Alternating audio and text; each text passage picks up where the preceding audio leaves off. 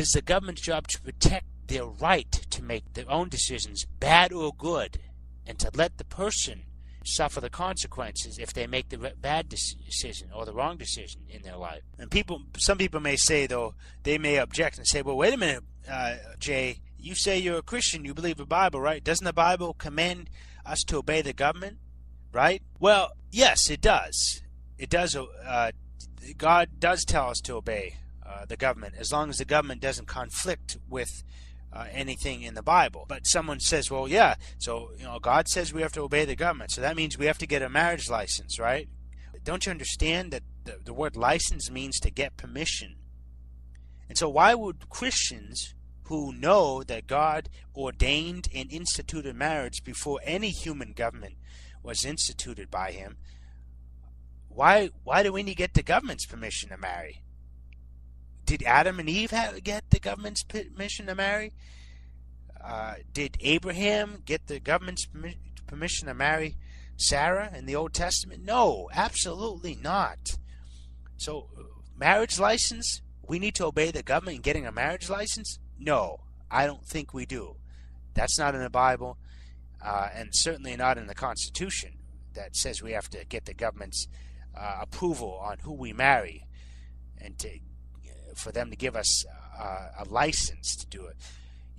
Another historical Christian was named John Bunyan. He's famous for writing the book called Pilgrim's Progress. Apparently the best-selling book just under the Bible. And he said no to when the government offered to give him. Actually, the government didn't offer. The government tried to impose a license on John Bunyan to preach. But John Bunyan refused a license by the government to preach, even though it would have come with government quote-unquote benefits. But he says, no thank you, you can take your government and go right back to where you came from, because I don't need the government's permission to preach New Testament Christianity and to tell people about Jesus, because the Bible gives me the command to do it, the right to do it, and so I don't need to seek the government's permission to do something God already told me to do. And the same thing goes with marriage. We don't need the government getting involved telling us what marriage is or what marriage isn't, because Christians already know they have a right to marry whoever they want to marry. I mean, God gave us a choice. He certainly wants us to marry those of the opposite gender, because he wants us to procreate and fill up the earth and to reproduce, because man's made in God's image, and so the more we reproduce, the more God can stamp his image on the people being born. But nonetheless, we don't need a marriage license, and we don't need a license to preach. That's business that the government has no authority by the Constitution to get involved in, and Christians should not be encouraging the government to get involved in these areas. Now, someone may point to Romans 13, say, wait a minute, Brother Jay, but doesn't Romans 13 tell us that we have to obey the government that God put in place no matter what? Well, I don't believe you should take Romans 13 and interpret it that way. I don't believe that it reads the way some of these theocrats want to make us think it really reads. But, I'll quote Romans 13:1. And Romans 13:1 in the King James Bible says, let every soul be subject unto the higher powers, for there is no power but of God. The powers that be are ordained of God. Now I'm going to quote here from a section of an article from the Prophetic Observer of November 2011. This is put out by Southwest Radio Ministries, and the article was entitled Romans 13 and Clergy Response Teams. And I will quote just a little bit from this article.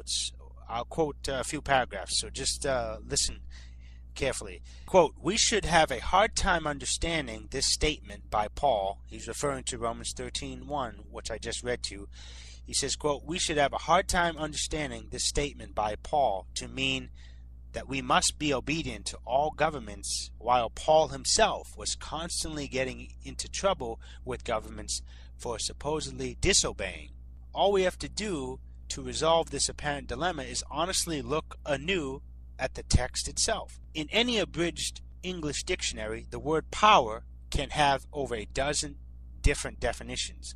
The Greek word used in Romans 13 by Paul is exousia, which is spelled Exousia, which is defined power of choice, liberty of doing as one pleases, unquote. It is translated right in Hebrews 13:10 and in Revelation 22:14. And it is even translated liberty in Paul's own 1 Corinthians 8, verse 9. Everywhere in the original text of the Bible, the translation of exousia as liberty or right would fit the context of Scripture. One may translate it as power, but only in the sense of the power of choice. Most modern ministers might object to this conclusion, and no one should merely take my word for this interpretation. What is the opinion of others concerning the word exousia? Does it mean the power of government or the power of choice? Even the Greek glossary of Aristotelian terms states that exousia means right. Aristotle, another guy who should know what the Greek actually means, exemplifies exousia's use in the statement, the right or exousia to do anything one wishes. The Greek word exousia is considered to be one of the strongest words in the Greek language, representing the idea of liberty. Accepting the idea that Romans 13 is actually a statement by Paul in support of individual liberty, rather than a command to submit to the commands of authoritarian rulers, will be difficult for some pastors and Christians alike to admit, unquote. And do you know why it would be hard for many Christians and many pastors to admit? It's because we've all become statists in our thinking as a result of listening to too much Fox and CNN and the mainstream media as if what they say is gospel truth. We have to get back to the Constitution and back to the founding documents. And by the way, they do not teach this in public schools, and that's why people are so statist in their thinking today, because our present government does not want people to know what their liberating founding documents really say, because they have an agenda that is pro-world government, not pro-liberty, unfortunately.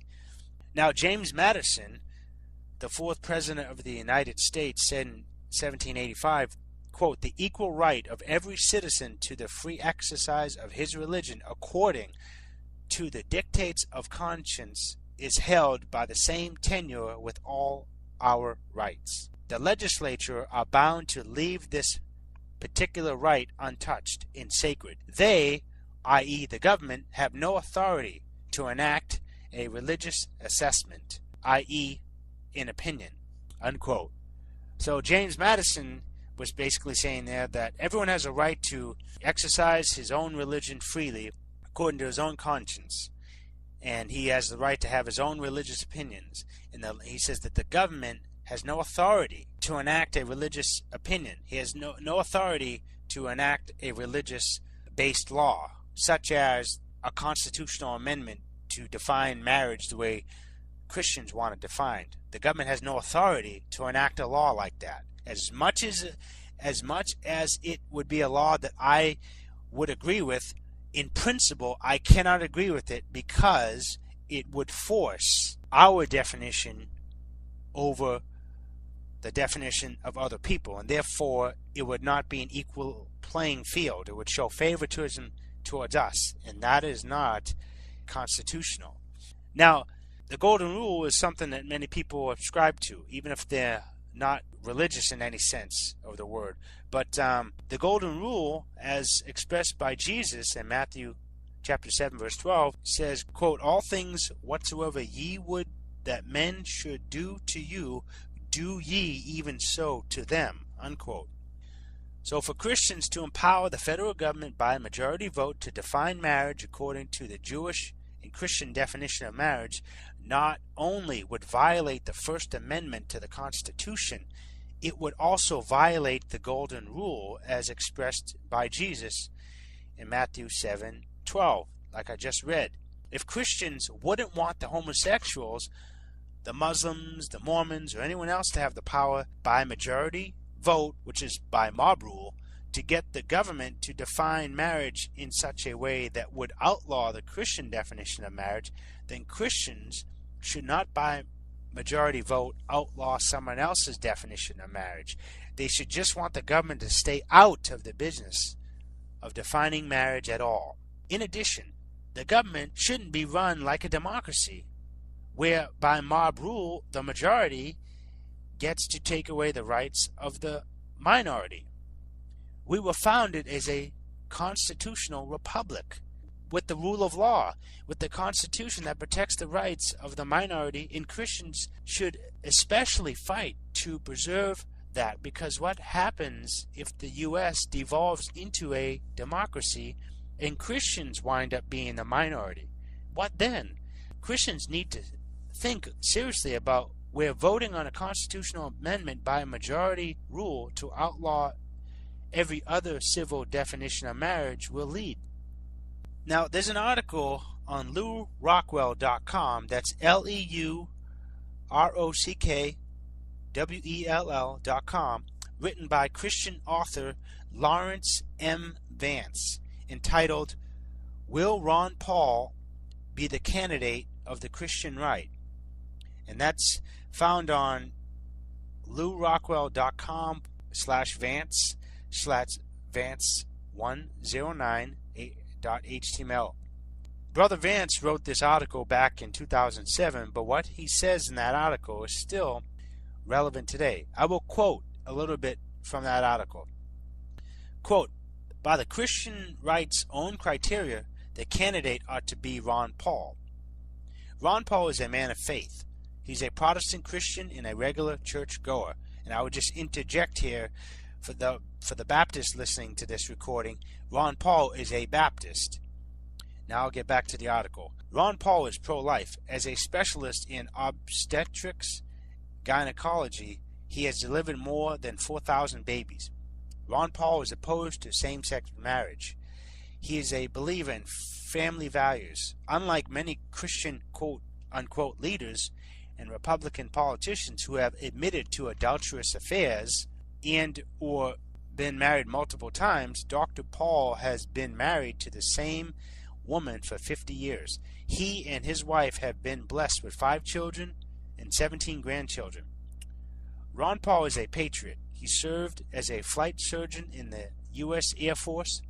Ron Paul is opposed to unrestricted immigration. Ron Paul is opposed to gun control. Ron Paul is a strict constitutionalist. He never votes for legislation unless the proposed measure is expressly authorized by the Constitution. He has consistently voted to lower or abolish federal taxes, spending, and regulation. Ron Paul is opposed to the United Nations. He has introduced legislation to withdraw the United States from the UN. Dr. Paul believes that the UN is rife with corruption. It serves as a forum for rampant anti-Americanism. Instead of being reformed, the UN needs to be renounced. Dr. Paul is against any kind of world government or new world order, unquote. And let me just interject here. Some people call Ron Paul an isolationist for these views, but apparently they also call our founding fathers isolationists too. The desires of our founding fathers were, as expressed by Thomas Jefferson in his first inaugural address in 1801. He says, quote, "It is proper you should understand what I deem the essential principles of our government, and consequently those which ought to equal and exact justice to all men of whatever state or persuasion, religious or political, peace, commerce, and honest friendship with all nations, and entangling alliances with none," unquote. And then again, Abraham Lincoln, speaking on what Jefferson believed and taught and said, Abraham Lincoln said on April 6, 1859, quote, "But soberly, it is now no child's play to save the principles of Jefferson from total overthrow in this nation. The principles of Jefferson are the definitions and axioms of a free society," unquote. Now, basically, when people call Ron Paul or other people who just want to stay out of entangling alliances